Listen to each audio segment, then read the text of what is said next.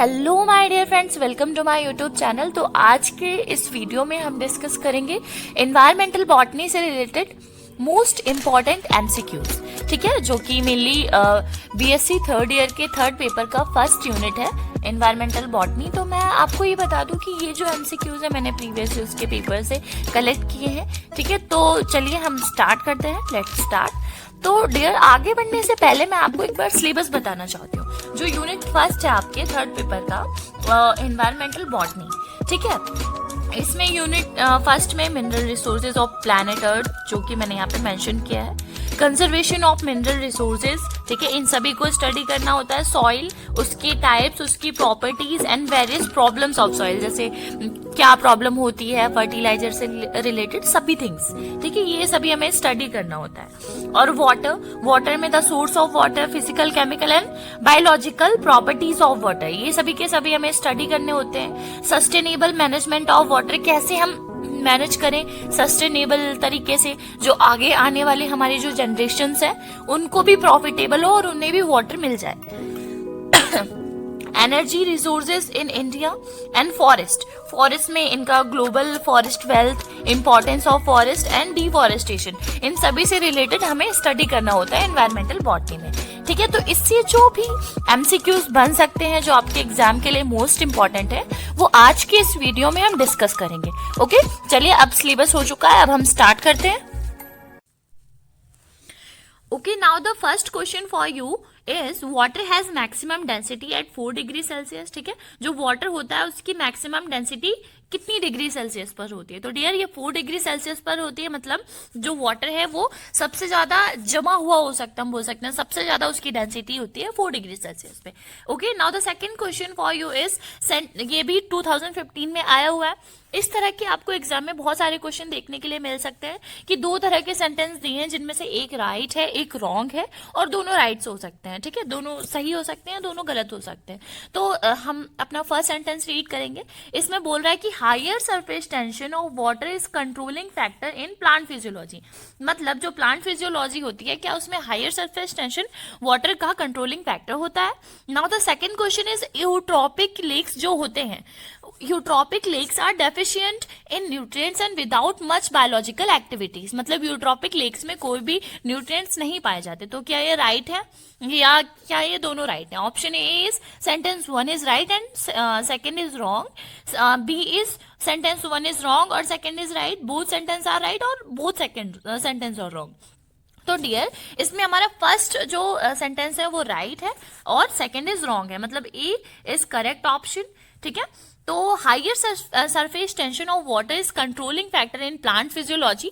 मतलब जो plant physiology होती है उसमें हायर सरफेस टेंशन एक कंट्रोलिंग फैक्टर होता है वाटर का। ठीक है, और जो यूट्रॉपिक लेक्स होते हैं वो डेफिशिएंट होते हैं न्यूट्रिएंट्स में। ये रॉन्ग है, क्योंकि यूट्रॉपिक लेक्स में बहुत सारे न्यूट्रिएंट्स पाए जाते हैं और उनमें बहुत सारे जो हमारे एनिमल्स हैं, लाइक वाटर एनिमल्स हैं, वो उनमें रहते हैं।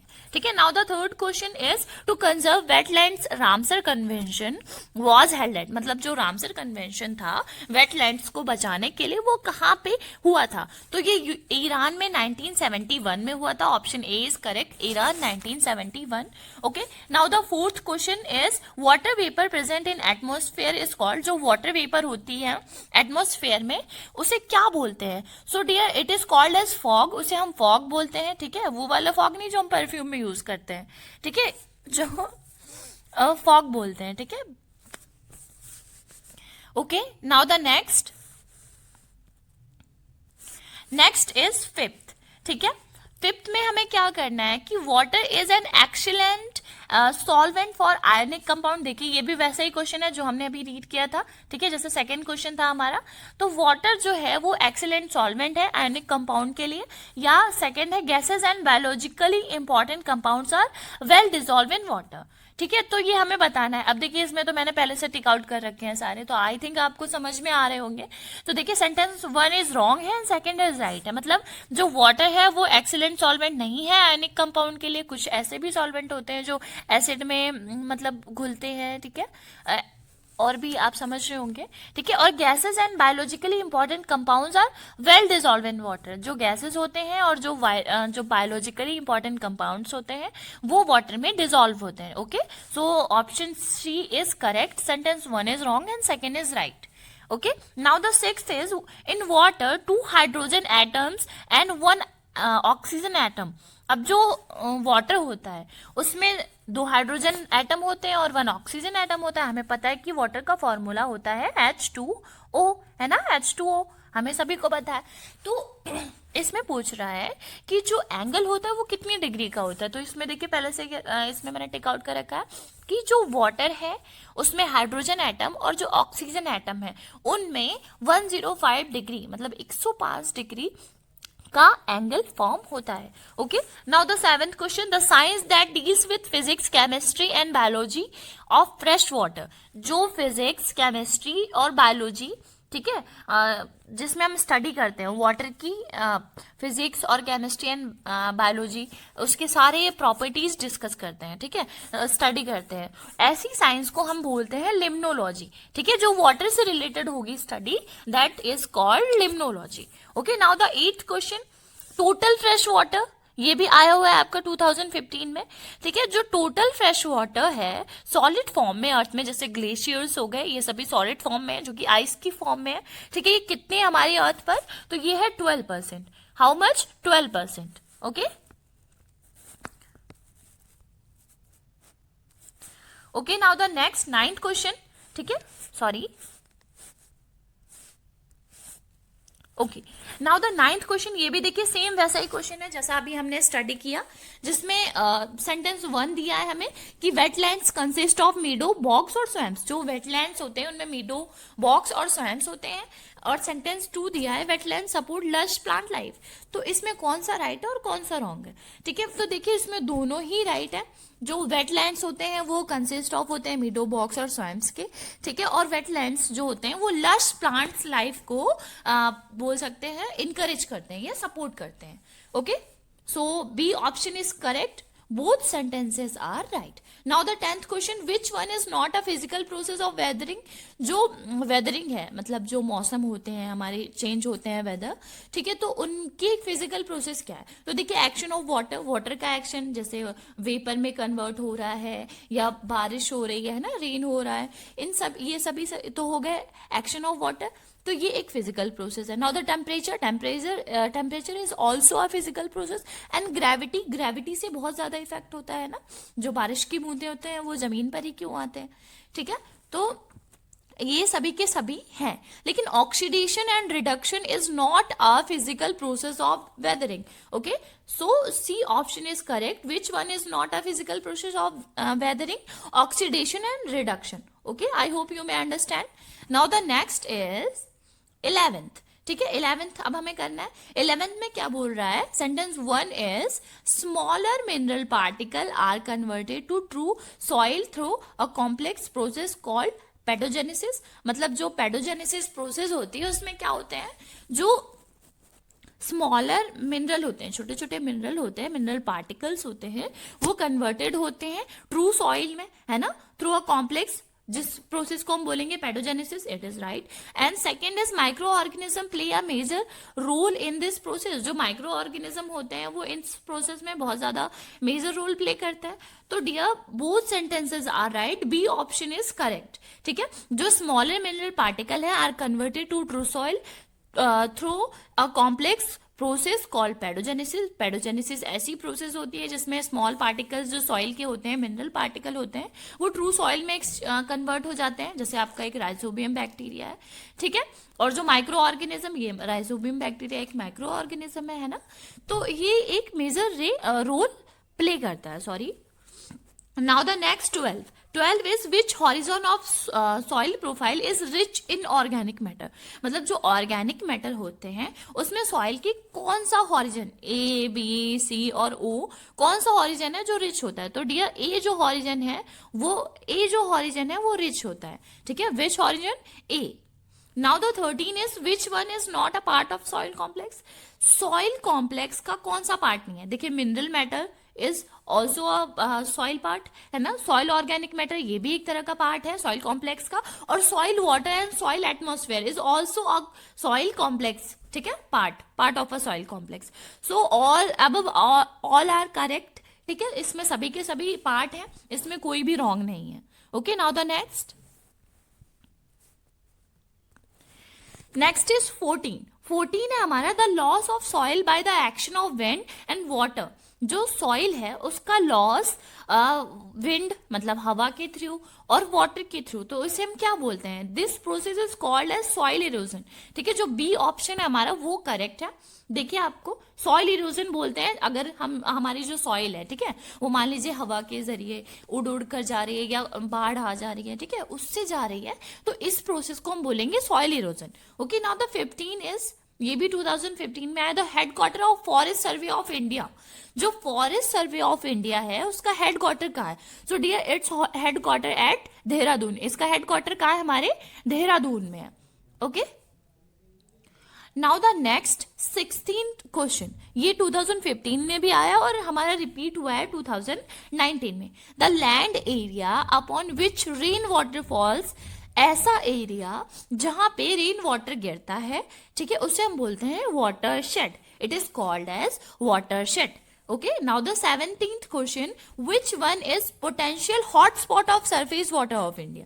मतलब ऐसा कौन सा potential hotspot है हमारे surface water का इंडिया में. तो दाल लेक है या ओखा है या कोशीन है, तो इसमें सभी के सभी एक तरह के हॉटस्पॉट है और ये भी 2015 और 19 में रिपीट हुआ है. Okay, now the 18th question is the process by which water enters the atmosphere from plant leaves is called. अब देखिए, ये तो हम सभी को पता है, बचपन से पढ़ते हुए हैं. ऐसी प्रोसेस क्या होती है जिसमें प्लांट लीव से जो वाटर होता है वो एटमॉस्फेयर में एंटर करता है. तो dear this process is called as transpiration, है ना. हमें सभी को पता है B option is correct. Transpiration is the process the by which water enters in the atmosphere from plants leaves. Okay, now the 19th question. ठीक है, अब हम करेंगे 19th क्वेश्चन. तो 19th में क्या है, the soil solution does not provide. जो सॉइल का सॉल्यूशन होता है वो क्या प्रोवाइड नहीं करता हमें. ठीक है, देखिए सबसे पहले ये स्टडी कर लेते हैं कि क्या प्रोवाइड करता है. वाटर टू प्लांट को वाटर देता है ना, सॉइल सॉल्यूशन. ठीक है, और exchange plant nutrients between roots and solid soil. जो सॉलिड सॉइल है और जो प्लांट्स के रूट्स होते हैं लाइक दिस, ठीक है, उनसे यहाँ पे सॉइल है मान लीजिए, तो यहाँ से एक्सचेंज होता है ना, न्यूट्रिएंट्स का रूट्स और सॉलिड सॉइल के बीच में. एंड ट्रांसपोर्ट केमिकल पार्टिकल्स, जो केमिकल पार्टिकल्स हैं, ठीक है, Mg+ होता है, ठीक है, इन सभी को क्या करते हैं, ये एक तरह से ट्रांसपोर्ट करते हैं, ठीक है, जो सॉइल से है रूट्स में.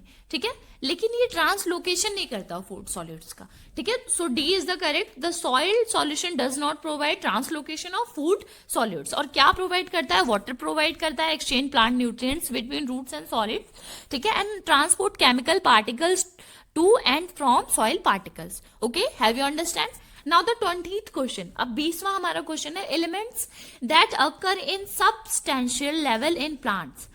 ऐसे कौन से एलिमेंट्स हैं जो हमारे जो प्लांट्स होते हैं, ठीक है, उनमें सबस्टेंशियल लेवल पे प्रेजेंट होते हैं. तो वो कौन से न्यूट्रिएंट्स होते हैं या कौन से एलिमेंट्स होते हैं, दैट आर मैक्रो न्यूट्रिएंट्स. ठीक है, जो बड़े पार्टिकल्स हैं वो सभी के सभी मैक्रो न्यूट्रिएंट्स में आते हैं. वो सभी कहाँ प्रेजेंट होते हैं, जो सबस्टेंशियल लेवल होता है प्लांट में उसमें प्रेजेंट होते हैं. Now the 21 question, minerals that are most commonly added to the soil fertilizers. ऐसे कौन से मिनरल होते हैं जो कॉमनली ऐड होते हैं सॉइल में एज अ फर्टिलाइजर्स के फॉर्म में. ठीक है, that are nitrogen, phosphorus and potassium. ठीक है, ये सभी के सभी होते हैं. Now the next 22 is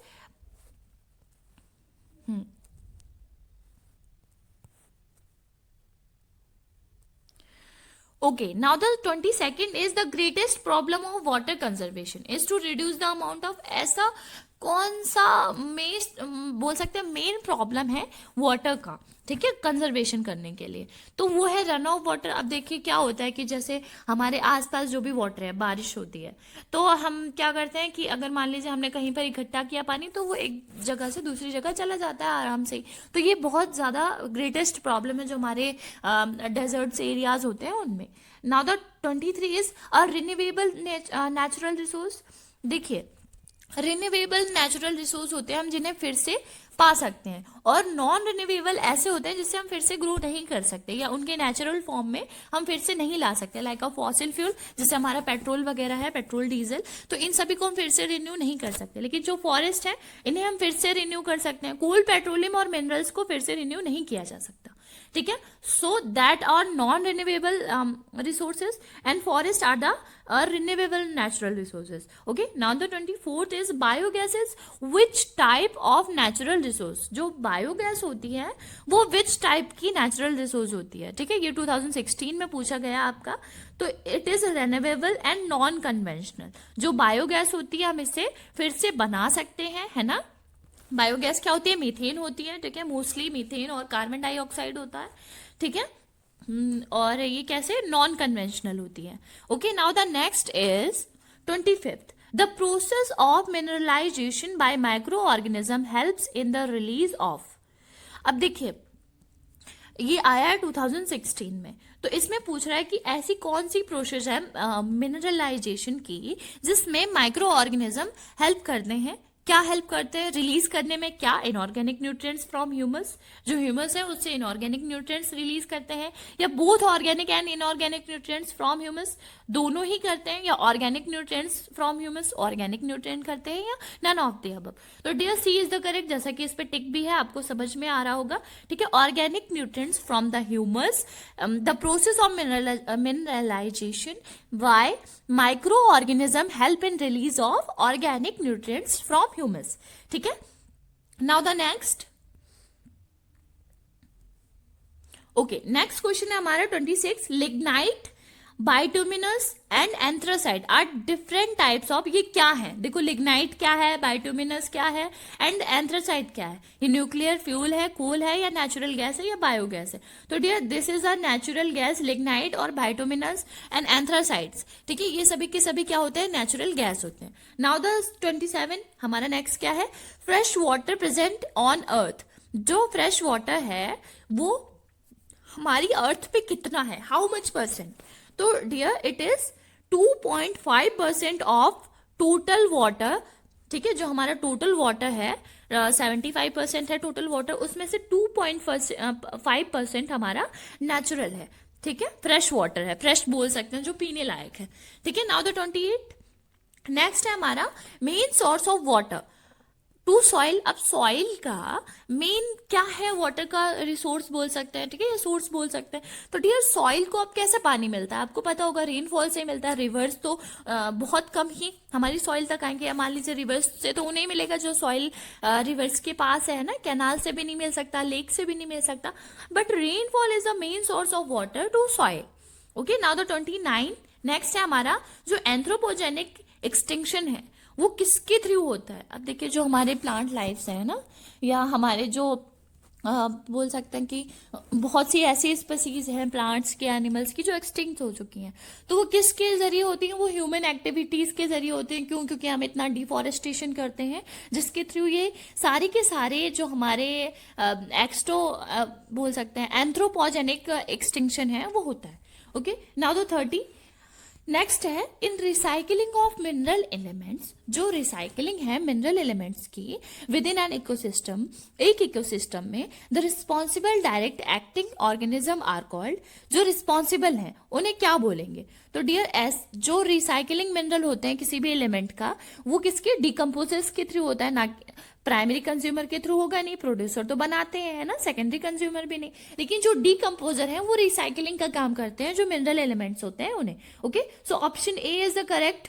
okay, decomposers are help in recycling of mineral elements within an ecosystem, ठीक है।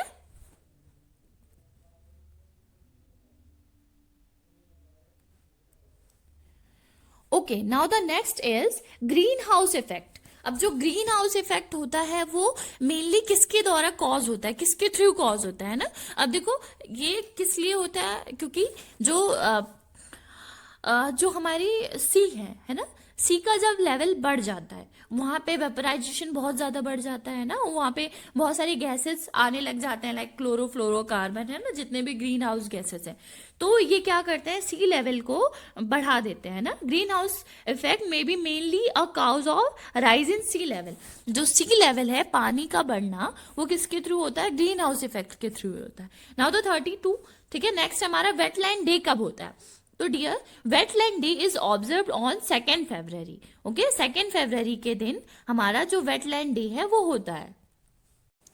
Okay, now the next is Kattas is the ancient method of water harvesting found in. देखो कट्टास एक अलग तरह का water harvesting method होता था, ठीक है, जो एंशियंट टाइम में अपनाया जाता था। तो ये मोस्टली कहाँ पे यूज होता था, ये यूज होता था कर्नाटका में। Okay, option B is correct. Now the 34th is the branch of soil science which study the soil in context of plant growth is called as. ऐसी ब्रांच ऑफ सॉइल साइंस जो study करती है soil context of plant growth, जो plant की growth होते हैं उनमें soil का क्या यूज है या क्या मेन रोल है, ये जो साइंस की ब्रांच स्टडी करते हैं, ठीक है, सॉइल साइंस की ब्रांच, वो कौन सी होती है, that branch is called as edaphology, ठीक है, EDAPHOLOGY, ठीक है, एडापोलॉजी बोलते हैं। Okay, now the next is the most fertile region. अब मोस्ट फर्टाइल रीजन कौन सा होता है, ये हमने पहले भी किया है, जो फर्स्ट लेयर होती है ऊपर की है ना, वो होती है most fertile reason. It is a horizon, ठीक है, जो ए हॉरिजॉन होता है वो होता है most fertile reason.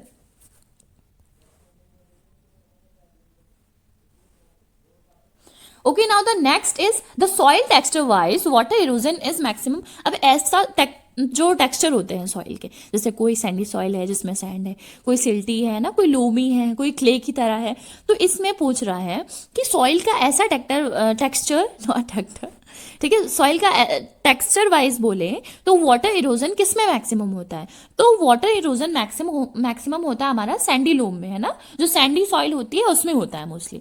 Okay, now the next is which of the following soil is the best for plant growth. ऐसी कौन सी सॉइल है, ऐसी उपजाऊ बोल सकते हैं या फर्टिलाइज सॉइल बोल सकते हैं ना, जिसमें प्रॉपर न्यूट्रिएंट्स प्रेजेंट हो, जो कि बेस्ट हो प्लांट की ग्रोथ के लिए। So that soil is loamy soil. Loamy soil जो होती है वो बहुत ज्यादा इंपॉर्टेंट बोल सकते हैं या बेस्ट होती है for plant growth. Okay, now the next is the most plants the available soil water is, जो most plants होते हैं, for most plants the available soil water, जो soil water है वो कहाँ पर होता है ना, कहाँ होता है, इंटायर कैपिलरी वाटर है उनमें, या देखिए इसमें टिक तो है बट हम समझने की कोशिश करेंगे। Water held between field capacity point and permanent wilting point, ठीक है, या field capacity water and gravitational water या नन ऑफ द अबव। तो B is the correct, water held between field capacity, जो फील्ड कैपेसिटी है, और जो permanent wilting point है उसके बीच में जो वाटर होता है वो होता है for most plants the available soil water, ठीक है, जो अवेलेबल होता है सॉइल के लिए। Okay, now the next is 39th the life supporting gases, जैसे O2 है, CO2 है and N2 are primarily concentrated in, कहाँ पर कॉन्सेंट्रेटेड होती हैं, जो ऑक्सीजन हो गई, कार्बन डाइऑक्साइड हो गई और नाइट्रोजन होगी, तो डियर ये होती है ट्रोपोस्फेयर में, ठीक है, जो ट्रोपोस्फेयर हमारा एनवायरमेंट है, एनवायरमेंट में ही सारी गैसेस होते हैं, like oxygen, carbon dioxide and N2 nitrogen, ठीक है, तो कहाँ, ट्रोपोस्फेयर में, इसको क्या बोलते हैं, troposphere. Okay, now the next is which one of the following compositions of soil best describe the loam soil. ऐसा कौन सा कंपोजिशन है सॉइल का वो डिस्क्राइब कर रहा है लोम सॉइल को, तो लोम सॉइल में क्या होता है इसको बताना है हमें, है ना। देखिए सी इज द करेक्ट, 50% सैंड होती है, क्या होती है, 50% सैंड होती है, और हमारी होती है 50% इसमें क्ले, क्या 50% क्ले होती है और 50% सैंड होती है, ठीक है, क्ले या स्लेट भी बोलते हैं हम इसे, सिल्ट, ठीक है। Now the next is biogas. Biogas किसका मिक्सचर है, तो dear none of the above. Biogas mostly हमारे मीथेन और कार्बन डाइऑक्साइड का मिक्सचर होता है, ठीक है, इसमें ऑक्सीजन, कार्बन डाइऑक्साइड, नाइट्रोजन दिया है, मीथेन, नाइट्रोजन, ऑक्सीजन दिया है बी में, देखिए, और सी में दिया है मीथेन, नाइट्रोजन, हाइड्रोजन, ठीक है, इसमें कोई भी सही नहीं है। Okay, now the next is 42।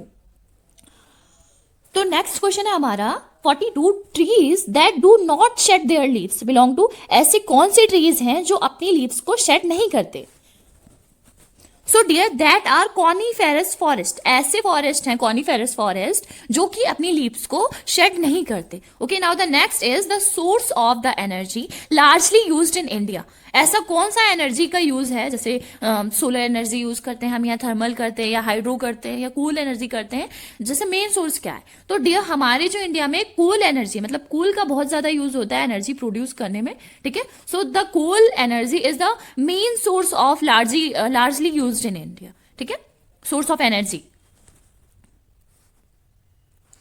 Okay, now the next 44th, renewable resource of energy important क्यों होते हैं. क्यों होते हैं तो सभी को पता है, B is the correct. They are not likely to get exhausted. वो ऐसे हैं जो खत्म नहीं होते हैं, हम उससे फिर से उगा सकते हैं, फिर से बना सकते हैं ना, फिर से प्रोड्यूस कर सकते हैं, इसीलिए हम उन्हें रिन्यूएबल रिसोर्सेज बोलते हैं. Okay, now the next is the ozone layer is found in which part of the atmosphere. Ozone layer किस पार्ट में होती है, जैसे हमारी अर्थ है इसके ऊपर ही तो होती है ना ओजोन लेयर, तो किस पार्ट में है, इस पार्ट को क्या बोलेंगे. So this part is called as stratosphere. क्या बोलते हैं इसे, स्ट्रेटोस्फेयर. ठीक है, now the next is the darker zone in lakes where lights penetration is negligible. Lakes में ऐसा कौन सा डार्कर जोन है जहां पे लाइट नहीं आती है ना, लाइट पेनिट्रेशन नहीं होता, नेग्लिजिबल होता है, जीरो के मुकाबले होता है. तो ऐसे हम कहेंगे ऐसे जोन को बेंथिक जोन. ठीक है, बेंथिक जोन जो नीचे की तरफ होता है. ठीक है, बेंथिक जोन.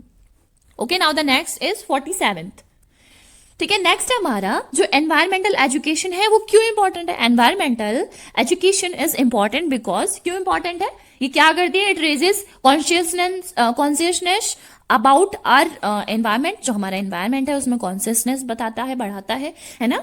और इट टीच एनवायरमेंटल बिहेवियर, हमारा जो एनवायरमेंटल बिहेवियर है उसको टीच करता है. It creates an environmental ethic that brings awareness about ecological independence of economic, social and political system. ठीक है, तो ये सभी के सभी करता है. ये क्या करता है, एक एनवायरमेंट बनाता है. ठीक है, जिसमें अवेयरनेस होती है हमारे इकोलॉजिकल या इंटरडिपेंडेंस ऑफ इकोनॉमिक और सोशल पॉलिटिकल सिस्टम से रिलेटेड. ठीक है, नाउ द नेक्स्ट 48, जो ओजोन होता है ना, the presence of ozone in the atmosphere of earth protect us against. अब देखो ये हमारा पूछा गया है 2017 में. ठीक है, ये किससे हमें प्रोटेक्ट करता है, ये प्रोटेक्ट करता है यूवी रेज से. ठीक है, आई होप यू मे अंडरस्टैंड. जो अल्ट्रावायलेट रेज होती हैं उससे जो ओजोन लेयर होती है वो हमारी अर्थ को प्रोटेक्ट करती है. Okay, now the next 49th, ये क्या है, the branch of soil science which study the soil in context of plant growth. ये हमने अभी करा था, वो भी सेम था. ठीक है, जो प्लांट ग्रोथ से रिलेटेड हम सॉइल साइंस की स्टडी करते हैं उसे हमें डेफोलॉजी बोलते हैं. Okay, now the 50, contour bunding is done to check. जो कॉन्टोर बॉन्डिंग होती है वो किस लिए चेक होती है, रिल इरोजन को पता करने के लिए. ठीक है, A is the correct option, rill erosion. Now the 51th, which one of the following is a global agreement to reduce the release of ozone depleting substance. ठीक है, तो ये कौन सा एक तरह का ग्लोबल एग्रीमेंट है जिससे हम ओजोन लेयर की जो डिप्लीटिंग हो रही है, घट रही है ओजोन लेयर, उसके लिए हम बोलते हैं यूज हुआ था वो. ठीक है, तो उससे हम बोलते हैं मॉन्ट्रियल प्रोटोकॉल. ये हुआ था. ठीक है, जिसके जरिए जो हमारी ओजोन डिप्लीटिंग सब्सटेंस है उनको रिड्यूस किया गया, उनके रिलीज को रिड्यूस किया गया. Now the 52, next is soil erosion can be prevented by. जो सॉइल इरोजन है वो किससे प्रिवेंटेड होता है, वो प्लांटिंग ट्रीज से. देखिए जो प्लांट होते हैं ना, लाइक ये ट्री है, इसके यहाँ पे रूट्स हैं, तो ये सॉइल को क्या करेंगे, बांध के रखेंगे, है ना, जोड़ के रखेंगे. तो यहाँ से सॉइल इरोजन नहीं होगा. सॉइल इरोजन क्या होता है, आप बोल सकते हैं कि एक तरह से सॉइल का जाना, घटना, जो विंड के जरिए या वाटर के जरिए, तो वो नहीं हो पाएगा. क्यों, क्योंकि इसके जो रूट्स हैं वो उसको कैरी करके रखेंगे.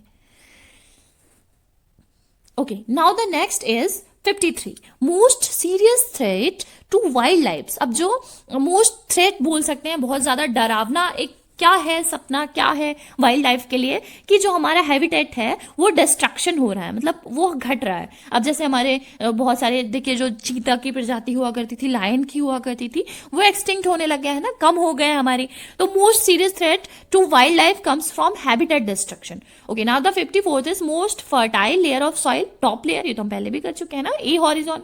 ठीक है, ये बोलते हैं उसे। Now the next is use of fossil fuel. अब फॉसिल फ्यूल का यूज क्या कॉज करता है? देखो, जो पेट्रोल है, डीजल है ना, या कोल है, ये सभी के सभी फॉसिल फ्यूल ही तो है। ये जो हमारे मेटल्स निकलते हैं लाइक गोल्ड, सिल्वर, ये भी एक तरह के फॉसिल फ्यूल है ना। तो ये क्या कॉज करते हैं? मोस्टली वो तो नहीं, लेकिन जो पेट्रोल डीजल है वो क्या कॉज करते हैं? पॉल्यूशन कॉज करते हैं। ठीक है, इसीलिए use of fossil fuel causes pollution. And now the next, minerals are, minerals क्या होते हैं? नॉन रिन्यूएबल रिसोर्सेज होते हैं। इनको हम फिर से नहीं कर सकते, फिर से इनको बढ़ा नहीं सकते, या फिर से इनको इनकी नेचुरल फॉर्म में नहीं लाया जा सकता। और ये 2017 में आया हुआ है। जितने भी क्वेश्चन मैं आपको बता रही हूँ ये सारे मोस्ट इंपॉर्टेंट हैं, क्योंकि ये सब आ चुके हैं।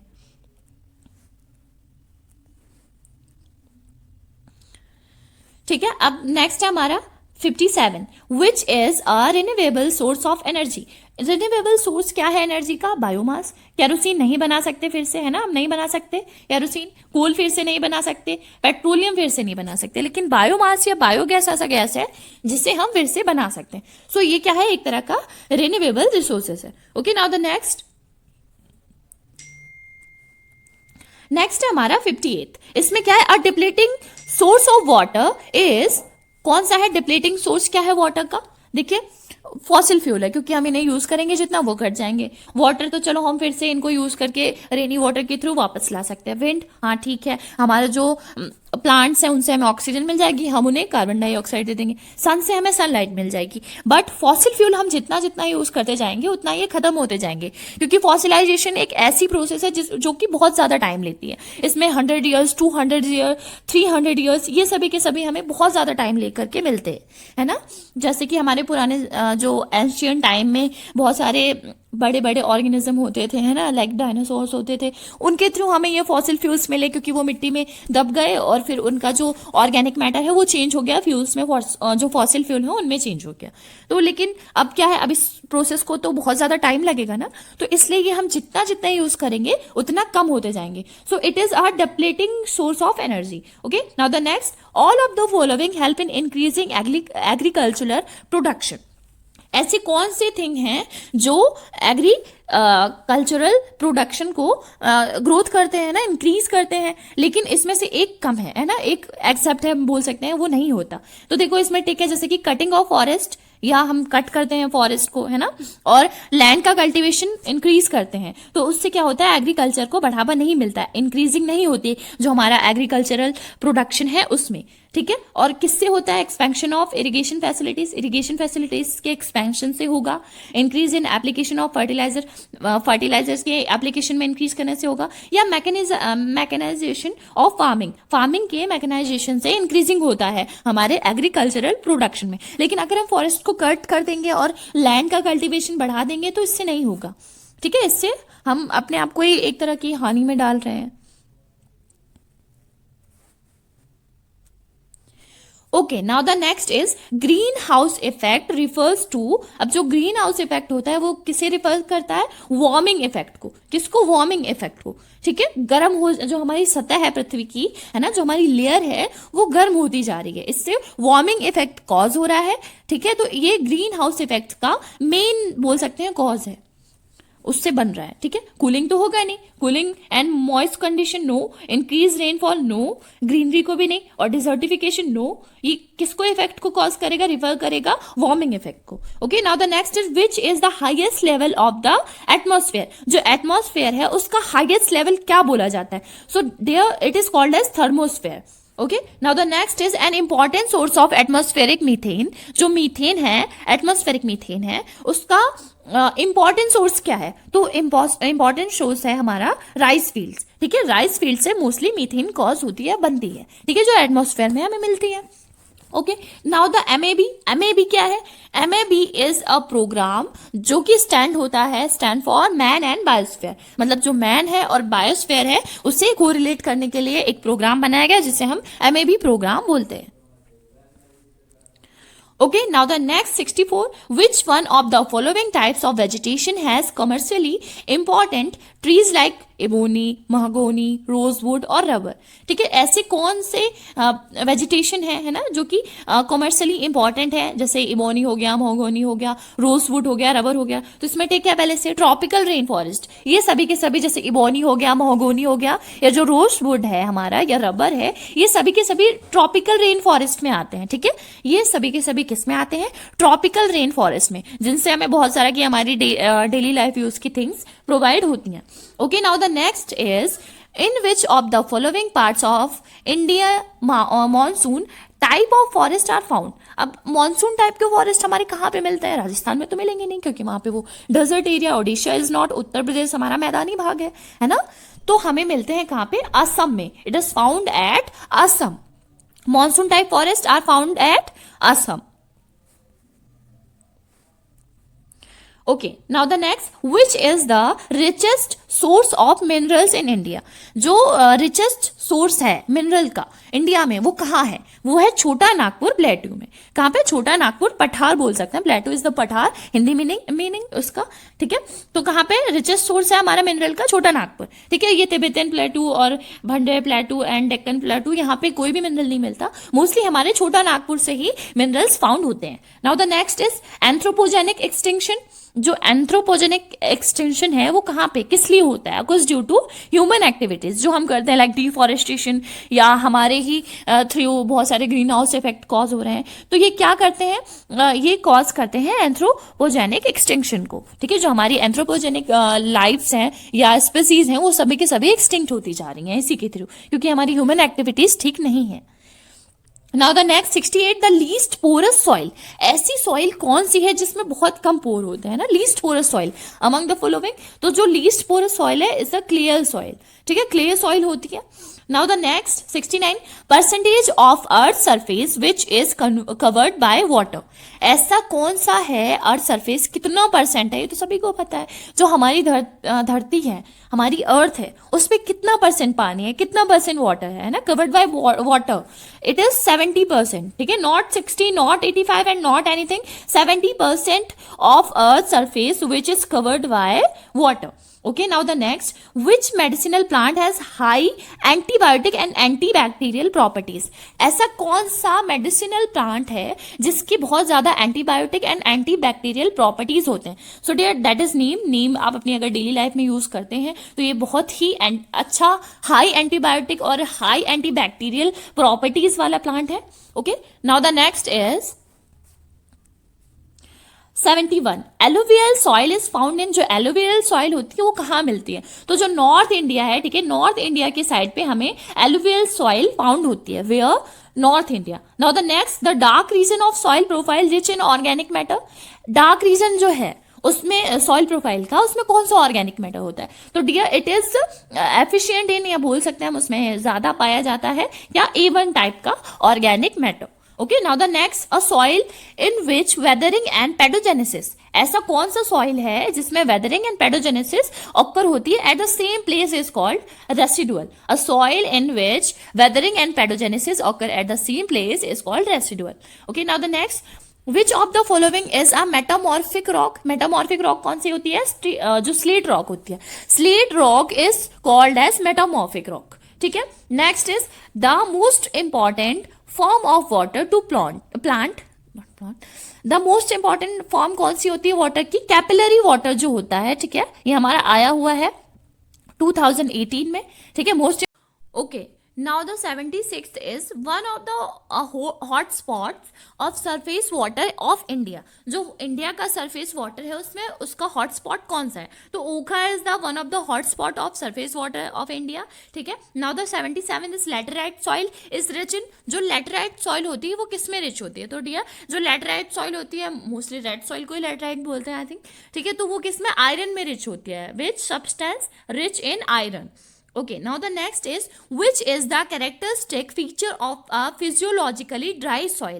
ठीक है, जो ड्राई सॉइल होती है उसकी कैरेक्टरिस्टिक क्या होते हैं? कैरेक्टरिस्टिक फीचर क्या होते हैं?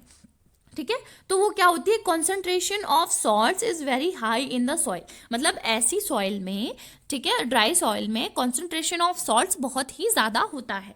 Okay, now the next is nitrogen is a critical element of the ecosystem because, क्यों नाइट्रोजन एक क्रिटिकल एलिमेंट क्यों है, क्योंकि वो फिक्स्ड होता है माइक्रोब्स के थ्रू, है ना, fix by microbes. C option is the correct option.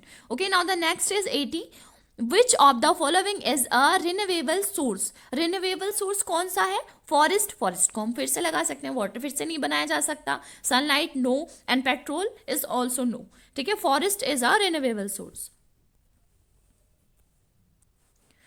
Okay, now the next 81, the critical moisture content of the soil at which a plant is unable to draw sufficient water and begins to wilt is known as. ऐसा कौन सा critical moisture है content का water, मतलब जो soil है उसमें, जिसमें प्लांट ड्रॉ मतलब सफिशिएंट वाटर नहीं ले पाता सॉइल से, और विल्टिंग, उसमें सूखना बोल सकते हैं या मुरझाने की उसकी स्टेट स्टार्ट हो जाती है. So this is known as wilting coefficient. Wilting coefficient is the critical moisture content of the soil at which a plant is unable to draw sufficient water and begins to wilt, है ना. Okay, now the 82. Next है हमारा, next क्या है 82. विच of the following is not an element cycle. देखो, sulphur cycle SO2 है ना, nitrogen cycle N2, carbon cycle C, है ना, कार्बन के थ्रू. लेकिन water cycle is not a element cycle. ठीक है, वाटर साइकिल इसमें वेपर बन रहा है ना, वाटर H2 ही होता है, लेकिन वेपर बन रहा है, फिर वो हमारे वाटर की फॉर्म में आया, हमारे लैंड पे है, तो water cycle is not a element cycle. Now the next 83, which act was formulated in the year 1986. देखो, जो Environment Protection Act है, which act? Environment Protection Act, D is the correct. Environment Protection Act is formulated in the year 1986. Okay. Okay, now the 84th, an ecosystem must have continuous external source of. अब देखो, जो ecosystem होता है उसमें क्या होता है, continuous, किसका एक्सटर्नल सोर्स होता है इकोसिस्टम. देखो, मिनरल्स का तो होगा नहीं, इन्वायरमेंट है ना, food is not, all of this no. Energy का ecosystem must have continuous external source of energy का एक्सटर्नल सोर्स होता है हमारा इकोसिस्टम. ठीक है, नाउ द नेक्स्ट, प्रोड्यूसर्स क्या होते हैं, ग्रीन ट्रीज होते हैं और ग्रीन एल्गीज होते हैं ना, both A and B is correct option. Okay, now the 86, relationship is an ecosystem can be depicted through. जो रिलेशनशिप है हमारे इकोसिस्टम के थ्रू, वो किसके थ्रू डिपिक्टेड होता है ना, pyramids of energy, pyramids of biomass और पिरामिड्स ऑफ नंबर, मतलब ऑल ऑफ दीज. ठीक है, इन सभी के थ्रू डिफाइन हो सकता है, डिपिक्टेड हो सकता है. ठीक है, नाउ द नेक्स्ट, जो साइनिकोलॉजी है वो किसकी स्टडी है, तो synecology is the study of community in relation to environment. मतलब कम्युनिटी का एनवायरनमेंट से क्या रिलेशन है, क्या रिलेशनशिप है, तो ये किसके थ्रू हम स्टडी करते हैं, साइनिकोलॉजी के through. Okay, now the next 88, the primary source of energy is in an ecosystem. Primary source क्या होता है एनर्जी का, सनलाइट, सभी जानते होंगे, है ना, A is the correct. Now the 89, the conservation of ammonia to nitrile. Ammonia से नाइट्राइल बनना एंड देन टू नाइट्राइट बना, पहले अमोनिया से, है ना, अमोनिया था हमारा, उससे क्या बना, नाइट्राइट, फिर क्या बना, nitrate, by micro organism present in soil. इस प्रोसेस को हम क्या बोलेंगे, so dear this process is called as nitrification. Nitrification is the process where the conversion of ammonia to nitrite and then to nitrate by micro organism present in the soil. Okay, I hope you may understand. Now the next, how many components do an ecosystem have? Ecosystem में कितने components होते हैं, 2 ही होते हैं ना, एक हमारे producer होते हैं, कंज्यूमर होते हैं. Okay, 2. Okay, now the next is 91th. Which of the following occupies more than one trophic levels in an aquatic ecosystem?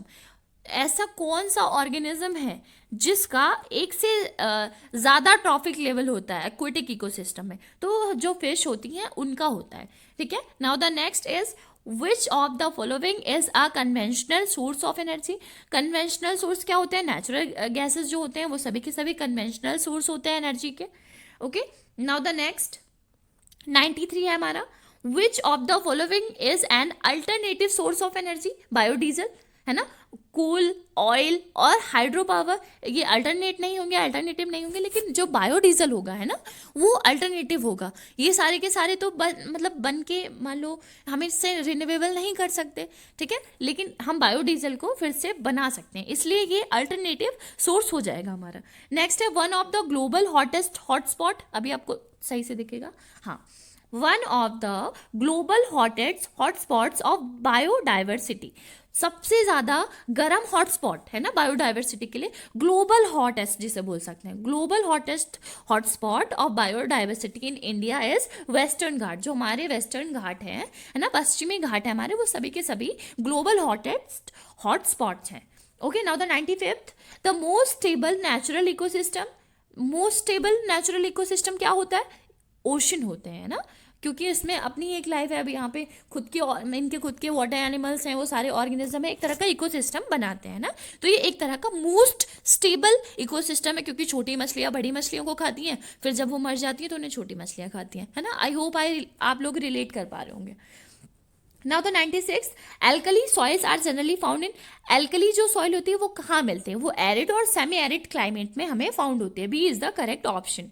Okay, now the next है हमारा 97th, arrangement of soil particle is refers to as, जो arrangement होता है मतलब जो soil के particle हैं, पहले रॉक, सैंड, ऐसे कुछ भी जो भी है, ठीक है, हमारा 2019 में पूछा गया है रिसेंट में, ठीक है, तो अरेंजमेंट होता है सॉइल पार्टिकल्स का, उससे हम क्या बोलते हैं? उसे बोलते हैं सॉइल स्ट्रक्चर, है ना, उसी को तो बोलेंगे। अरेंजमेंट क्या है? सॉइल स्ट्रक्चर बना लिया, है ना, अलग अलग तरह के सॉइल ने मिक्स होकर के एक स्ट्रक्चर बना लिया, ठीक है। Arrangement of soil particles refers to as soil structure.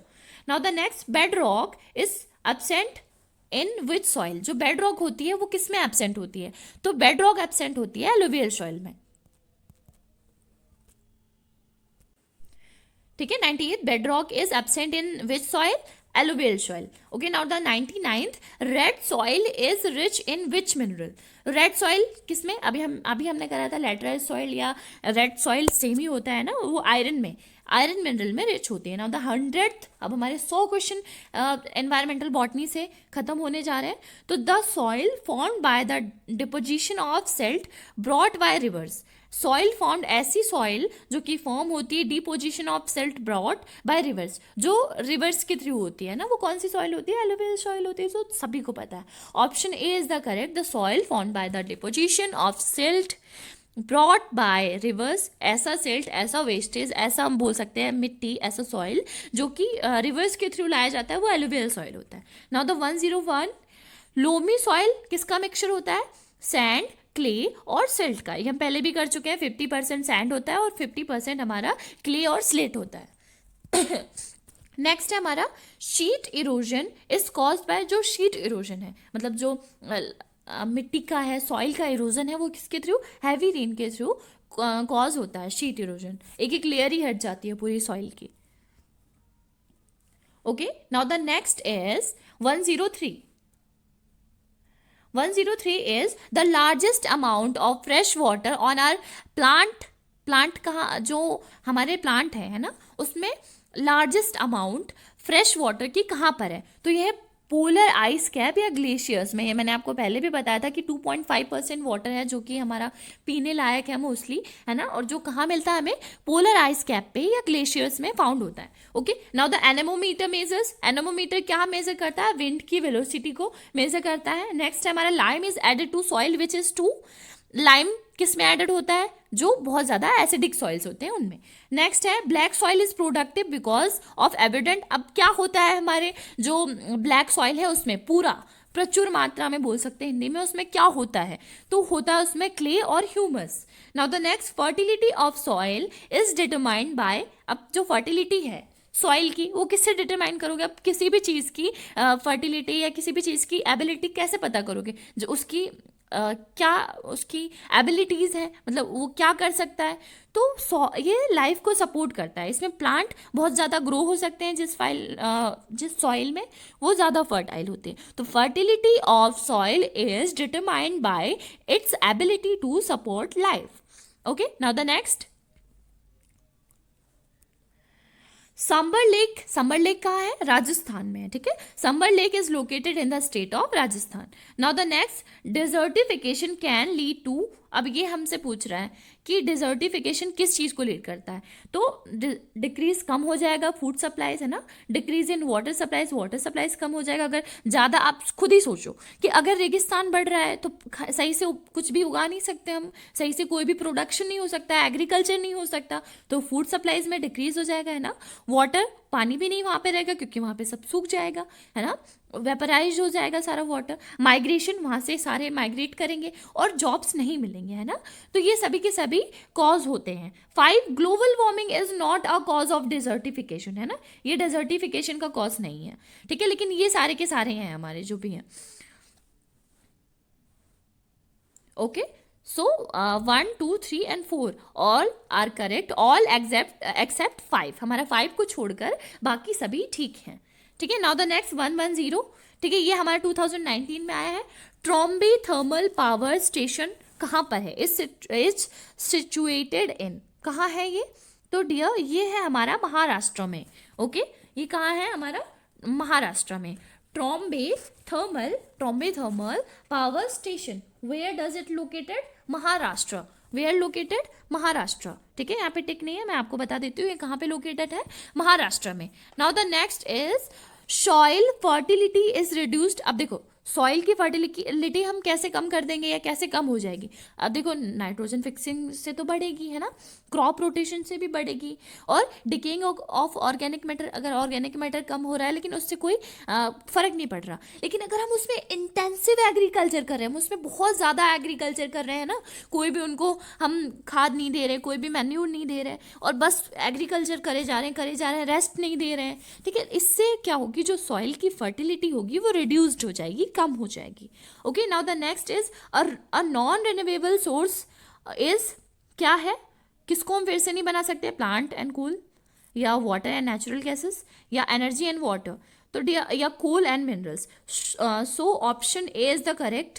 कोल और मिनरल्स को हम फिर से नहीं बना सकते, प्लांट और एनर्जी और कुछ थिंग्स जैसे नेचुरल गैसेस हैं इनको फिर से हम बना सकते हैं, बट कोल और मिनरल्स तो कभी भी नहीं बना जा सकते, किसी भी वे से नहीं बना सकते तुम, क्योंकि ये सारे फॉसिलाइजेशन के थ्रू बने हुए होते हैं। Okay, now the 113, water remaining, okay, next सही से मैं शो कर देती हूँ, आई थिंक आप शो हो रहा होगा। Water remaining in the soil after a plant permanently wilted, ऐसा कौन सा, मतलब जो वाटर है उसे क्या बोलेंगे? जो एक प्लांट सूख गया है, ठीक है, और वाटर बच गया है, तो ऐसे वाटर को हम क्या बोलेंगे? The water remaining in the soil after a plant permanently wilted as, so this type of water called as hygroscopic water, ठीक है, इसे क्या बोलेंगे? Hygroscopic water. And the last question, अब आपके इन्वायरमेंटल बॉटनी से मोस्ट इंपॉर्टेंट क्वेश्चन यही थे जो कि मुझे अब तक मिले, ठीक है, तो ये लास्ट है आपका। World summit on sustainable development 2002, है ना, 2002 कहाँ पे हुआ था? कहाँ हुआ था? साउथ अफ्रीका में हुआ था, ठीक है, world summit on sustainable development, world summit on sustainable development. So dear, I think आपको समझ में आए होंगे सारे एमसीक्यूज, मैंने अपना 100% दिया, मुझे जितने एमसीक्यूज फाइंड आउट हुए थे मैंने सभी आपको शो किए, सभी आपको दिखाए। तो चलिए अब हम मिलते हैं अपने नेक्स्ट वीडियो में मोस्ट इंपॉर्टेंट एमसीक्यूज के साथ। अब मैं पूरी सीरीज निकालूंगी सारे एमसीक्यूज की, ठीक है, तो देखना ना भूलें, आपके लिए मोस्ट इंपॉर्टेंट